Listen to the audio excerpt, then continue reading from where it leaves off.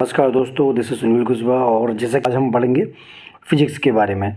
ठीक है, तो भौतिक विज्ञान से जितने भी क्वेश्चन पूछे जाते हैं आज हम उन सभी क्वेश्चनों को दोस्तों डिस्कस करेंगे।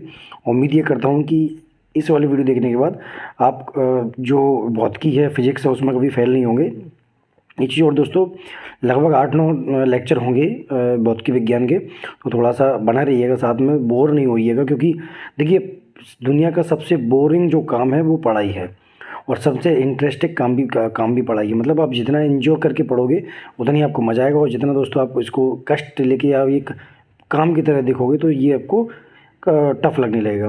दोस्तों ये एसएससी, जीडी, एमपी, पटवारी, जेल परी, कांस्टेबल और जितने भी एग्ज़ाम होते हैं मध्य प्रदेश में, सबके लिए ये वाला वीडियो बराबर एप्लीकेबल है। क्योंकि दोस्तों फिजिक्स सब में पूछी जाती है, और इस वाली वीडियो में हम जीरो से स्टार्ट करेंगे और आपको हीरो बना के छोड़ेंगे। चलिए दोस्तों आगे बढ़ते हैं और देखते हैं।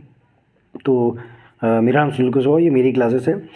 सबसे पहले दोस्तों भौतिक विज्ञान के बारे में पढ़ेंगे कि एक्चुअल में भौतिक विज्ञान होता क्या है। तो देखिए, विज्ञान की वह शाखा जो द्रव्य मतलब दोस्तों होता है, या वस्तुओं का मतलब है। द्रव्य मतलब वो नहीं है पानी वाला, वो द्रव होता है। ये द्रव्य मतलब वस्तुएं एवं ऊर्जा के मध्य पारंपरिक संबंधों का अध्ययन करती है। ठीक है, तो नेक्स्ट देखिएगा। अब द्रव्य क्या होते हैं दोस्तों, तो इसके बारे में बता देता हूँ। द्रव्य स्थान घेरती है, आप ऐसा समझ सकते हो। ठीक है, पहले ये पढ़ लूँ। जिसका भार होता है, मतलब एक द्रव्य जो है होता है वो स्थान घेरती है, इसका भार होता है तथा जो हमारी ज्ञानेंद्रियों द्वारा महसूस अनुभव की जा सकती है। सिंपल सी बात बोलूँ कि वो वस्तु जिसको हम महसूस कर सकते हैं, जिसको हम देख सकते हैं, छू सकते हैं या महसूस कर सकते हैं, वो क्या होती है, वो सब द्रव्य कहलाती हैं। नेक्स्ट देखिए, द्रव्यमान क्या होता है दोस्तों। किसी वस्तु में पदार्थ की मात्रा द्रव्यमान कहलाती है। दोस्तों थोड़ा सा आगे जाके आपको कन्फ्यूजन क्लियर होगा कि द्रव्यमान क्या होता है, भार क्या होता है। तो जैसे ही भार आएगा वहाँ मैं क्लियर कर दूंगा कि द्रव्यमान क्या होता है और भार क्या होता है। तो चलिए, द्रव्यमान मतलब आप समझ सकते हो, किसी वस्तु की मात्रा जो होती है वो द्रव्यमान कहलाती है। और यह सदैव नियत रहती है। मतलब नियत का मतलब ये है कि आप इसको कहीं भी ले जाइए, ध्रुव पर ले जाइए या कहीं भी ले जाइए, ये नियत रहती है, ये फिक्स रहती है। लेकिन भार जो है वो गुरुत्वाकर्षण पर डिपेंड करता है। आगे हम दोस्तों पढ़ेंगे, पूरा अच्छे से जानेंगे। भार जो है वो पृथ्वी का आकर्षण होता है। मतलब पृथ्वी का जितना गुरुत्वाकर्षण होगा, पृथ्वी जितनी ज़्यादा अच्छे तरीके से उसको आकर्षण करेगी, भार उतना ही ज़्यादा होगा। ठीक है, तो इसके देखिए, जो हमारा गुरुत्वाकर्षण है, भार है, इसके बारे में हम आगे जाके पूरा डिटेल से पढ़ेंगे। अभी आप इतना समझ लीजिए कि भार क्या होता है, पृथ्वी द्वारा आकर्षण होता है पृथ्वी द्वारा। द्रव्यमान जो होता है वो किसी वस्तु की मात्रा होती है। भार का जो सूत्र होता है W=mg। ठीक है, W क्या होता है, mg होता है। अब इसके बारे में, भार के बारे में आगे डिटेल से बात करेंगे, कि इसलिए मैं यहाँ इसको ज़्यादा नहीं बता रहा हूँ। अब नेक्स्ट देखिए दोस्तों, भौतिक राशियाँ क्या होती हैं। देखिए आई थिंक दोस्तों ये तो बहुत बेसिक था, इसलिए आपको समझ में आ गया होगा, ज़्यादा टफ कुछ नहीं है। नेक्स्ट देखिए, भौतिक जो राशियाँ हैं उनके बारे में हम पढ़ेंगे। तो भौतिक राशियाँ दोस्तों दो प्रकार की होती हैं। ठीक है, भौतिक राशि कितने प्रकार की, दो प्रकार की होती हैं भौतिक राशियाँ। पहली होती है एक अदिश राशि, और दूसरी क्या होती है, सदिश राशि। अब देखिए, अदिश राशि और सदिश राशि के बारे में आपको बताता हूँ। वे भौतिक राशियाँ जिनमें मात्र परिमाण होता है। परिमाण, अब ये स्टूडेंट पढ़ते तो बहुत सारों से, परिमाण होता है उसको अदिश बोलते हैं, और जिसमें दिशा भी होती है उसको सदिश बोलते हैं। अब ये परिमाण एक्चुअल में होता क्या है, तो मैं आज आपको बिल्कुल इसके बारे में क्लियर कर देता हूँ। आप जीवन में कभी नहीं बोलोगे। देखिए, अगर हम किसी चीज़ को नापते हैं तो उसमें दो चीज़ें लेते हैं। एक तो लेते हैं संख्या, जैसे मैंने ले लिया 25।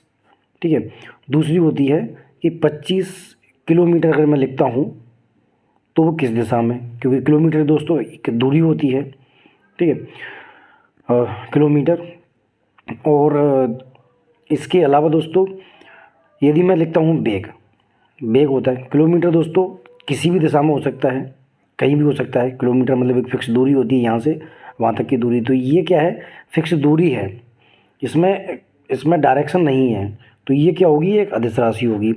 वहीं यदि मैं बात करता हूँ दोस्तों विस्थापन की, तो विस्थापन जो होता है वो एक फिक्स दिशा में होता है। समझ में आया, विस्थापन क्या होता है, एक फिक्स दिशा में होता है। मतलब दोस्तों आपको एक नंबर दिया हो और उसके साथ में दिया हो कि ये किस दिशा में है, बिना दिशा के उस नंबर को गोचरित ना हो, तो वो होती है सदिश राशि। और केवल नंबर से ही काम चल रहा हो तो वो अदिश राशि होती है। और क्लियर मैं आपको दोस्तों पढ़ के सुनाता हूँ, बिल्कुल क्लियर हो जाएगा। तो इसका एग्जांपल देखिए, पहले तो मैंने आदेश राशि का बता दिया आपको, इसका एग्जांपल देखिए। समय जो है, समय मैं आपसे बोलता हूँ कि 4 बजे हैं। अब 4 बजे का मतलब ये तो नहीं है कि 4 बजे पूरब की दिशा, पूरब की तरफ, या 4 बजे इस तरफ, ऐसा नहीं होता। तो समय क्या है दोस्तों, एक अदिश राशि है। वहीं दूरी 5 किलोमीटर, ये क्या हो गई, एक अदिश राशि हो गई। 5 किलोमीटर कहीं कुछ भी हो सकता है ना, 5 किलोमीटर। चाल, ये भी एक अदिश राशि है, ठीक है। घनत्व, ये एक अदिश राशि है। घनत्व मतलब क्या होता है आपको मालूम है, ठीक है। पर यूनिट मॉलिक्यूल की संख्या घनत्व कहलाती है। अब वो उसकी डायरेक्शन तो कुछ होती नहीं है, ऐसी ऊर्जा और शक्ति इनकी को आपको कोई कभी ये नहीं बोलेगा कि इतनी ऊर्जा, ठीक है, इस डायरेक्शन में, तो ऐसा कुछ नहीं। ऊर्जा मतलब सिंपल सा एक नंबर होता है और उसकी यूनिट होती है, यूनिट हम अभी पढ़ेंगे। वहीं दोस्तों ये सदिश राशि की अगर बात करूँ तो इसमें परिमाण के साथ में इसमें दिशा भी होती है, उसको हम सदिश राशि बोलते हैं। जैसे विस्थापन है किस दिशा में, 5 किलोमीटर पूरब की दिशा में, तो ये क्या हो गया, ये हो गया सदिश राशि। केवल 5 किलोमीटर, तो ये सदिश राशि। 5 किलोमीटर पूरब की दिशा में, 5 किलोमीटर शिवपुरी की दिशा में, तो ये क्या हो गया, ये सदिश राशि हो गई। वहीं दोस्तों वेग है 5 किलोमीटर प्रति घंटा उत्तर की ओर, तो ये दोस्तों ये वेग, वेग की जहाँ की भी बात आएगी वेग की, वहाँ क्या होगा, सदिश राशि होगी। वहीं बल है, किस डायरेक्शन में लगता है बल, बिना डायरेक्शन के बल का उचित तो नहीं है। और त्वरण जो है, ये सब मिला के ये क्या होती है, सदिश राशि होती है। अब दोस्तों आपको ये एग्जाम्पल अच्छे से याद रखने होंगे, ठीक है। जैसे सदिश राशि के एग्जाम्पल ये वाले और अदिश राशि के एग्जाम्पल ये वाले, क्योंकि एग्जाम्पल से क्वेश्चन पूछे जाते हैं। आपको दे देंगे 3-4 राशि दे देंगे, उनसे पूछेंगे इनमें से कौन सी राशि अदिश है, तो ये आपको वहाँ पर बताना होगा। चलिए दोस्तों, ये आई थिंक आपको समझ में आ गया होगा और उम्मीद करता हूँ दोस्तों समझ में आता होगा। नहीं आया तो कमेंट करिएगा, मैं आगे से और ज़्यादा डीपली एक्सप्लेन करूँगा। ये इतना ज़्यादा डीपली मैं इसलिए नहीं जा रहा हूँ क्योंकि दोस्तों ज़्यादा समय बर्बाद करने से अच्छा है थोड़ा सा हम और आगे जो पढ़ें, क्योंकि वो आगे और भी इम्पोर्टेंट चीज़ें आने वाली। चलिए दोस्तों आगे बढ़ते हैं और देखते हैं। अब आगे दोस्तों हम पढ़ेंगे कि मात्रक, मात्रक क्या होते हैं। तो किसी भी भौतिक राशि के मापने के लिए मात्रक प्रयोग किए जाते हैं। मात्रक दोस्तों होते क्या हैं, जैसे मैंने बोला 5 किलोमीटर, ठीक है, तो ये किलोमीटर है दोस्तों, ये मात्रक है, ठीक है।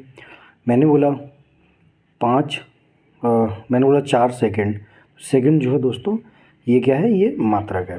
तो मात्रक दोस्तों किसी भी चीज़ को नापने के लिए एक इकाई की आवश्यकता पड़ती है, क्योंकि यदि इकाई नहीं होगी तो हम कैसे नापेंगे। अगर मैं बोलूँगा कि 5 किलोमीटर दूरी हो गई, तो मैं बोलूँगा 5 किलोमीटर, तो आदमी दूरी ही समझेगा ना। बात कर रहा हूँ किलोग्राम की, तो यहाँ पर हर चीज़ को नापने के लिए अलग अलग मात्रक की आवश्यकता होती है, तो वही क्या होते हैं, वो होते हैं मात्रक। किसी चीज़ को मापने के लिए जिस इकाई की आवश्यकता होती है उसको मात्रक बोलते हैं। आप सिंपल से याद रखिएगा। मात्रक 2 प्रकार के होते हैं दोस्तों। मात्रक कितने प्रकार के होते हैं, 2 प्रकार के होते हैं। एक होता है मूल मात्रक, दूसरा होता है व्युत्पन्न मात्रक। मूल मात्रक दोस्तों वो मात्रक होते हैं जो सिंगल होते हैं, ठीक है। और व्युत्पन्न मात्रक वो होते हैं दोस्तों जो दूसरों की सहायता से लेके जाते हैं। आगे एग्जाम्पल जब आप देखोगे तो बिल्कुल समझ में आ जाएगा दोस्तों। ये इसे डायरेक्ट क्वेश्चन आता है कि मूल मात्रक क्या होते हैं और व्युत्पन्न मात्रक क्या होते हैं। आपको 4 ऑप्शन दिए होंगे, उसमें से आपको सही आंसर छांटना होगा। तो इनकी परिभाषा थोड़ा सा आप याद रखिएगा। जैसे देखिए मूल मात्रक जो होते हैं वो होते हैं दूरी, द्रव्यमान, समय, ये क्या है, मूल मात्रक है, ठीक है। जैसे दूरी की इकाई क्या होती है, दूरी की इकाई होती है मीटर, समझ में आए। और क्षेत्रफल, ये दोस्तों क्षेत्रफल, आयतन और चाल, ये क्या होते हैं, ये व्युत्पन्न मात्रक होते हैं। क्षेत्रफल को हमें लिखते हैं मीटर स्क्वायर लिखते हैं, मतलब मीटर स्क्वायर मतलब तो दोस्तों 2 मीटर, समझ में आए। 1 मीटर इक्वल 2 मीटर मिलके क्या होता है, मीटर स्क्वायर होता है। तो मीटर क्षेत्रफल को लिखने के लिए हमें 2 इकाई की आवश्यकता पड़ी, ठीक है। इसलिए उसको क्या बोलते हैं, हम इसको व्युत्पन्न मात्रक बोलते हैं। आयतन होता है मीटर क्यूब, तो इसको लिखने के लिए, आयतन को लिखने के लिए 3 इकाई की आवश्यकता पड़ी। और चाल दोस्तों, चाल क्या होती है, दूरी बटे समय, ठीक है। दूरी की क्या होती है मीटर और समय की क्या होती है सेकंड, इसको लिखने के लिए 2 यूनिट की आवश्यकता पड़ी। तो ये भी दोस्तों क्या है, व्युत्पन्न मात्रक है। आई थिंक दोस्तों आपको व्युत्पन्न मूल मात्रक, व्युत्पन्न मात्रक में कोई प्रॉब्लम क्रिएट नहीं होगी इसको देखने के बाद। इतना क्लियर है। चलिए दोस्तों आप नेक्स्ट देखते हैं। नेक्स्ट दोस्तों मात्रक की पद्धति देखेंगे। देखिए मात्रक जो होते हैं उसको नापने के लिए अलग अलग समय पर अलग अलग तरीके से उसको नापा गया और उन पद्धतियों को फिर अलग अलग डिवाइड कर दिया गया। तो पद्धति एक्चुअल में होती क्या है, किसी चीज़ को, जैसे मैं मात्रक लिख रहा हूँ सेकंड, ठीक है, और लिख रहा हूँ क्या, हावर मतलब घंटा, दोनों है तो समय की इकाई, लेकिन ये बड़ी इकाई है, ये छोटी इकाई है। तो ऐसे प्रत्येक दोस्तों इकाई, यूनिट को, इकाई मात्रक को लिखने के लिए अलग अलग पद्धतियाँ अपनाई गई और उन्हीं पद्धतियों को हम इसमें पढ़ेंगे। तो चलिए दोस्तों सबसे पहले देखते हैं कौन सी पद्धति। हम MKS पद्धति। तो दोस्तों MKS पद्धति में जो दूरी होती है उसको मीटर में लिखते हैं, और अनुमान मतलब जो द्रव्यमान अनुमान लग गया दोस्तों, द्रव्यमान होता है उसको किलोग्राम में, और समय जो है उसको सेकंड में मापते हैं। तो आपसे सिंपल सा पूछा जाएगा, कैसे क्वेश्चन आएगा आपसे कि मीटर जो है दूरी है वो कौन सी पद्धति की इकाई है, ठीक है, दूरी की इकाई मीटर वो कौन सी पद्धति की, ये आपसे क्वेश्चन डायरेक्ट पूछ लिया जाएगा। दूसरी है दोस्तों CGS पद्धति, ठीक है। CGS पद्धति में दोस्तों दूरी जो है उसको सेंटीमीटर में लिखते हैं। मतलब दोस्तों यदि मीटर किसी लिखा है 5 मीटर तो ये कौन सी पद्धति है, MKS पद्धति में है। और उसको लिखा है 5 सेंटीमीटर तो दोस्तों ये क्या है, मतलब 5 मीटर मतलब 500 सेंटीमीटर, तो ये क्या लिखा है, CGS पद्धति में लिखा है। तो जो इकाई छोटी और बड़ी जो इकाई है किसी भी मापने वाली पद्धति की, उसी को हम पद्धतियाँ बोलते हैं। मतलब 1 मीटर, 1 किलोमीटर और 1 सेंटीमीटर, तीनों अलग अलग इकाई हैं लेकिन है दूरी की ही, तो इनको ये अलग अलग पद्धति की इकाई हैं। समझ में अब आपको क्लियर हो गया होगा आई थिंक। ऐसे ही देखिए दोस्तों FPS पद्धति एक दोस्तों आई थी। इसमें दूरी जो है उसको फीट में नापते हैं, द्रव्यमान को पाउंड में, क्योंकि विदेशों में ज़्यादा यूज जाती है, और समय को दोस्तों सेकंड में मापा जाता है। नेक्स्ट देखिए, और जी देखिए FPS जो पद्धति है इसको ब्रिटिश पद्धति भी कहा जाता है। और जो हमारा देश 1946 से पहले, भारत देश में 1946 से पहले इसी पद्धति को अपनाया जाता, मतलब इसी पद्धति के थ्रू गणना की जाती थी 1940 से पहले। लेकिन वर्तमान में दोस्तों हम और MKS SI पद्धति में काम करते हैं, ठीक है। तो जो ब्रिटिश पद्धति है उस वो कौन सी पद्धति है, FPS। डायरेक्ट क्वेश्चन पूछा जा सकता है आपसे कि इसमें से ब्रिटिश पद्धति किसको बोला जाता है, तो किसको बोला जाता है, FCS पद्धति को बोला जाता है दोस्तों। SI पद्धति जो कि मोस्ट इम्पोर्टेंट है, इससे बहुत सारे क्वेश्चन पूछे जाते हैं, ठीक है। तो ये हो गया साथियों। तो यहाँ देखिए दोस्तों 1960 में जेनेवा में आयोजित एक सम्मेलन में इस पद्धति को वैश्विक पद्धति भी कहा गया। तो जो SI पद्धति है उसको वैश्विक पद्धति कहा गया। और MKS पद्धति का परिवर्तित स्वरूप है। देखिए दोस्तों MKS पद्धति की जो यूनिट हैं और SI की यूनिट लगभग सेम होती हैं। तो ये MKS पद्धति है, उसी को करेक्शन करके बदल करके उसमें कुछ खामियां थी उसको दूर करके SI पद्धति बनाया गया। और इसे दोस्तों वैश्विक पद्धति भी, और मतलब इसको पूरे वर्ल्ड वाइड के रूप में, इसको पूरे संसार में इसको यूज किया जाता है। तो दोस्तों आपको पद्धति भी समझ में आ गया और उसमें कोई प्रॉब्लम नहीं आई होगी। वीडियो ज़्यादा लंबा और दोस्तों ये बस ये के लास्ट पेज है, उसके बाद में फिर ख़त्म होता है। तो चलिए दोस्तों द्रव्यमान देखिए, ये मैंने दोस्तों कुछ यूनिट लिखी हैं, जैसे द्रव्यमान की यूनिट किलोग्राम में है, ये SI पद्धति की यूनिट है। और लंबाई की दोस्तों मीटर में, जिसको हम यूज़ करते हैं ज़्यादातर, समय की सेकंड में, तापमान जो है वो केल्विन में, विद्युत धारा को एम्पियर में, ज्योति की तीव्रता को दोस्तों कैंडल में, और पदार्थ की मात्रा को मोल में। दोस्तों मैं आपसे रिक्वेस्ट करूंगा कि आप इनको याद करिए, ठीक है, कौन सी यूनिट काय की यूनिट, क्योंकि डायरेक्ट क्वेश्चन इससे पेपर में पूछा जाता है। दोस्तों दूरी के मात्रक, अब दोस्तों हम दूरी के मात्रक देखेंगे, क्योंकि दोस्तों दूरी सबसे इम्पोर्टेंट इकाई है और जो इससे डायरेक्ट भी क्वेश्चन पूछे जाते हैं पेपर में, इसलिए हम अलग से दूरी की इकाइयों को, दूरी की जो मात्रक है उनको अच्छे से पढ़ने वाले हैं। तो पहले देखिए दोस्तों खगोलीय इकाई, ठीक है। तो एक खगोलीय इकाई पृथ्वी व सूर्य के मध्य औसत दूरी को दर्शाती है। यदि मैं किसी से बोलूँ एक खगोलीय इकाई, आप दिमाग में बिल्कुल क्लिक कर लीजिएगा कि पृथ्वी और सूर्य के बीच में कितनी दूरी है, वही एक खगोलीय इकाई है। इसका मान होता है दोस्तों 1.4 × 10⁻11 मीटर। एक खगोलीय दूरी मतलब क्या होता है, ये डाटा मैं आपसे रिक्वेस्ट करूँगा, आप याद रखिए कि एक खगोलीय दूरी बराबर 1.4 × 10⁻11 मीटर, ठीक है। नेक्स्ट देखिएगा प्रकाश वर्ष, ये मोस्ट इंपॉर्टेंट है दोस्तों। आपसे डायरेक्ट बहुत बार क्वेश्चन पूछा गया है कि प्रकाश वर्ष काय की इकाई है। आप तो यहाँ पढ़ रहे दूरी की इकाई है, लेकिन जब पेपर में आएगा तो कन्फ्यूज हो जाओगे। तो प्रकाश वर्ष काय की इकाई है, ऑप्शन ऐसे आएगा दूरी की, ठीक है, समय की, और मतलब ऐसे कुछ 4 ऑप्शन आएंगे, द्रव्यमान की और फिर आपको चाल की। तो इकाई से दोस्तों प्रकाश वर्ष जो है वो दूरी की इकाई है, ठीक है। एक प्रकाश वर्ष मतलब दोस्तों एक साल में प्रकाश द्वारा चली गई दूरी होती है, जिसको लाइटिंग ईयर भी हम बोलते हैं। इसका मान है 9.4546 × 10⁻15 मीटर। नेक्स्ट देखिए दोस्तों पार्सक, ये जो है मोस्ट इम्पोर्टेंट दोस्तों, प्रकाश वर्ष पार्सक, इसको भूलिएगा नहीं, ये इकाई है, दूरी की इकाई है। यह दूरी भारत की सबसे बड़ा मात्रक है, ठीक है। ये क्वेश्चन ये भी था सबसे बड़ा मात्रक क्या है दूरी का, तो पार्सक है। एक पार्सक बराबर 3.08 × 10⁻16 मीटर। इसका प्रयोग दोस्तों खगोलीय पिंडों की दूरी नापने में किया जाता है। मतलब दोस्तों पृथ्वी से अगर सूर्य की या पृथ्वी से तारों की दूरी नापनी है तो काय का यूज़ किया जाता है, पार्सेक का यूज किया जाता है। और दूरी की सबसे बड़ी इकाई क्या है, पार्सेक है। बहुत बार क्वेश्चन पूछा गया, इसलिए रिक्वेस्ट मैं करिए आपसे करूँगा कि इसको आप याद रखिएगा। चलिए दोस्तों नेक्स्ट देखते हैं गति, मोशन, जो कि लास्ट पेज है हमारा। और मोशन देखिए, किसी वस्तु, कण अथवा पिंड की स्थिति में समय के साथ परिवर्तन। दोस्तों ये टेक्निकल भाषा है, इसको आप याद रखिएगा। किसी वस्तु या किसी वस्तु, कण अथवा पिंड की, मतलब आप डायरेक्टली समझिए, किसी भी वस्तु की समय के साथ परिवर्तन को क्या कहते हैं दोस्तों, गति कहते हैं। मतलब अभी एक ये है, यहाँ पर कोई चीज़, उसका 1 सेकंड बाद यहाँ पूछ गई, तो ये जो 1 सेकंड यहाँ तक पहुँची है, इसी को गति बोलेंगे कि कितने टाइम में पहुँची है, समय के साथ कितना टाइम लगा है इसको। ठीक है, यही क्या होती है, गति होती है। गति की अवस्था का मापन सदैव मूल बिंदु से किया जाता है। मतलब यहाँ से यदि यहाँ पहुँची तो उसका मापन यहाँ से होगा, मूल बिंदु जहाँ से स्टार्ट हुई है वहाँ से इसका मापन स्टार्ट होगा।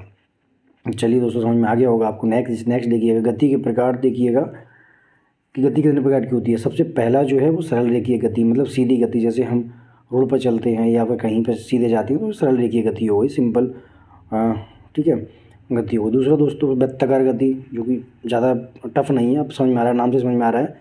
जो वृत्ताकार गति करते हैं उसको क्या बोलते हैं, वृत्ताकार गति, वृत्ताकार पथ पर गति करती है उसको वृत्ताकार गति बोलते हैं। नेक्स्ट देखिए दोस्तों, दोलन गति या पेंडुलम, इसको गति बोलते हैं। ठीक है, मतलब दोस्तों जैसे पेंडुलम लटका होता है ना, एक जैसे यहाँ से फिर यहाँ मूव किया, फिर यहाँ मूव किया, यहाँ मूव किया, तो ये क्या होता है, पेंडुलम गति होती है। इसके जो फार्मूले होते हैं जिसको हम आगे अलग से जब पढ़ेंगे, इनको अच्छे से डिस्कस करेंगे। दोस्तों चाल क्या होती है, एक वो ये दोस्तों चाल बराबर क्या होता है, दूरी बटे समय। एक निश्चित समय अंतराल में किसी वस्तु द्वारा तय की गई दूरी को ही चाल कहते हैं।